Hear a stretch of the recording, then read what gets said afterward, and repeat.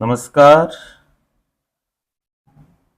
आज मनोविज्ञान के एपिसोड नंबर 1 में आपका स्वागत है। मैं किसी बिना औपचारिकता में फंसे हुए सीधा मैं टॉपिक पर आता हूँ। वर्दी एवं विकास के बारे में हम बात करते हैं और वर्दी और विकास को प्रभावित करने वाले तत्वों के बारे में हम बात करेंगे। पहले हम विकास का अर्थ समझेंगे, विकास का जीवन पर्यंत परिप्रेक्ष्य देखेंगे, फिर समृद्धि, विकास, परिपक्वता, कर्म विकास को हम देखने का प्रयास करेंगे, फिर विकास को प्रभावित करने वाले कारक को हम समझने का प्रयास करेंगे, फिर विकासात्मक अवस्थाओं की समग्र दृष्टि जिसमें प्रसव पूर्व अवस्था, शैशवावस्था, बाल्यावस्था, किशोरावस्था, प्रौढ़ावस्था, वृद्धावस्था, इन सारी चीज़ों इस प्रकार शायद इसके अपने पास 2-2.5 टॉपिक बन सकते हैं, यानी 2-3 क्लास हो सकती है। ध्यान से अगर आप देखेंगे तो मैं ये सारा एनसीईआरटी बेस ही करने का प्रयास कर रहा हूँ, ना मैं कोई गाइड यूज नहीं कर रहा हूँ, ताकि क्या है कि ऑथेंटिक रूप से पर्सना की जो संरचना आपके सामने आए तो वो गलत होने की गुंजाइश ना हो, और फिर एक आपके पास सरकार के अनुसार आपके पास पारिभाषिक शब्दावली हो। जैसे जब भी हम विकास के बारे में सोचते हैं तो हम थोड़ा सा निरपवाद रूप से हम दैहिक विकास के बारे में सोचते हैं, क्योंकि हमने घर में यही देखा भाई बहन बड़े होते हुए, गर्भाधान से लेकर वह मृत्यु तक के क्षण तक मात्र देह रूप में परिवर्तन नहीं होता। इस चीज का आप ध्यान रखेंगे कि बल्कि हम सोचने, भाषा के उपयोग और अन्य सामाजिक संबंधों को विकसित करने के तरीका के आधार पर परिवर्तन होते रहते हैं। विकास गतिशील, क्रमबद्ध और पूर्व कथनीय परिवर्तन का प्रारूप है। ये थोड़ी सी एक लाइन एज इट इज आप समझने का प्रयास करना, जो गर्भाधान से प्रारंभ होता है और जीवन पर्यंत चलता है। ये विकास के बारे में बात करते हैं। विकास जैविक, संज्ञानात्मक और तथा समाज सांवेगिक प्रक्रियाओं की परस्पर क्रियाओं से प्रभावित होता है। यानी कि हमारे जैविक संरचना से, यानी कि मैं किस परिप्रेक्ष्य में मुझे मेरे माता पिता के जीन्स जो मुझे मिले हैं वो उनसे, संज्ञानात्मक मेरे सोचने विचारने मेरी विवेक बुद्धि से, फिर समाज सांवेगिक, मैं जिस समाज में रहता हूँ उनकी भावना, वो मेरी भावनाओं को कहाँ तक अटैच करते हैं। दूसरा, मेरी भावनाओं को वो कहाँ तक सुरक्षित रखते हैं या ठेस पहुँचाते हैं, इस पर भी मेरा विकास प्रभावित करेगा।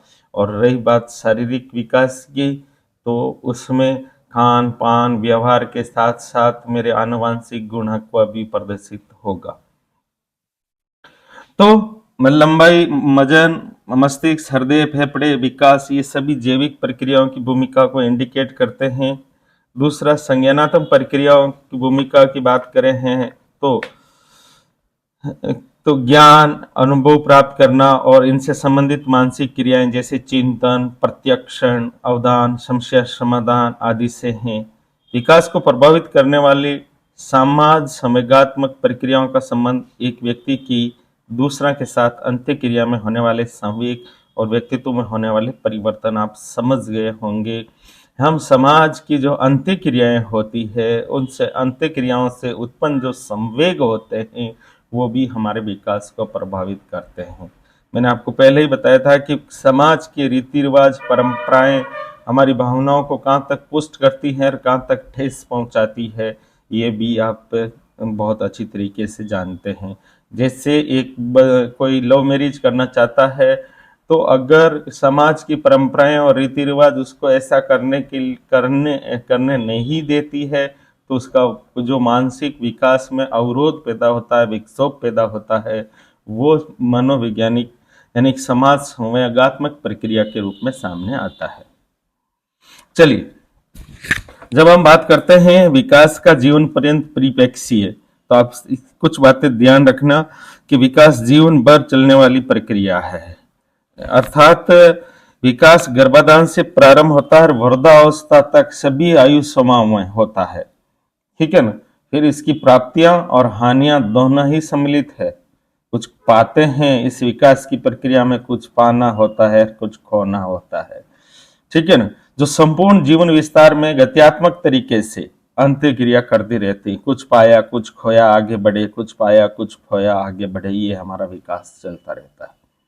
जन्म से मृत्यु तक की संपूर्ण अवधि में मानव विकास की विभिन्न प्रक्रियाएं अर्थात जैविक, संज्ञानात्मक, समाज संवेगात्मक तथा एक व्यक्ति के विकास में दूसरे से घनिष्ठ रूप से संबंधित रहते हैं, एक दूसरे से घनिष्ठ संबंधित रहते हैं। जो भी मैंने बोला है वो एक दूसरे से, एक व्यक्ति के विकास में एक दूसरे से घनिष्ठ संबंध रहते हैं। विकास, फिर एक आप चीज देखेंगे, विकास बहुदिश है। मैं आपको यहाँ बता देना चाहता हूँ कि यहाँ राहुल गांधी का या नरेंद्र मोदी का विकास के बारे में मैं बात नहीं करूंगा, जो हर समय कहते हैं विकास होगा, ठीक है ना। विकास बहुदिश है, विभिन्न आयाम है विकास के, ठीक है ना।